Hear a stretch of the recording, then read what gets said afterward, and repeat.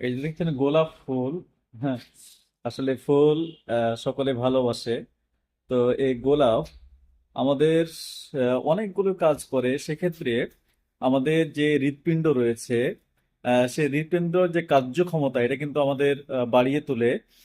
এছাড়া আমাদের গোলাপের পাপড়ি যদি নিয়মিত আমরা কয়েকদিন পানির সঙ্গে মিশ্রিত করে আমরা খাই, তার পানিটা খাই, অর্থাৎ চা হিসাবে কিন্তু খাওয়া যায়। অর্থাৎ গোলাপটা আপনি শুকিয়ে নিলেন, শুকিয়ে নেওয়ার পরে আপনি তার শুকনাটা আপনি 1 গ্লাস কুসুম গরম পানিতে দিয়ে সেটা যদি আপনি কয়েকদিন নিয়মিত কন্টিনিউ করেন, তাহলে দেখা যাবে যাদের যে নারীদের ঋতুস্রাবের গোলমাল রয়েছে, প্রবলেম রয়েছে, ঋতু পরিষ্কার হয় না, সেক্ষেত্রে আপনার এই গোলাপটা আপনার কিন্তু ঋতু পরিষ্কার করতে, হ্যাঁ, সে কিন্তু কার্যকরী ভূমিকা কিন্তু পালন করবে। এছাড়া আমাদের বিভিন্ন অঙ্গে যে দুর্বলতা রয়েছে, সেক্ষেত্রে আমরা এই গোলাপের চা খেতে পারি। গোলাপটা পাপড়ি হিসাবে আমরা সালাতের সঙ্গে যোগ করে খেতে পারি।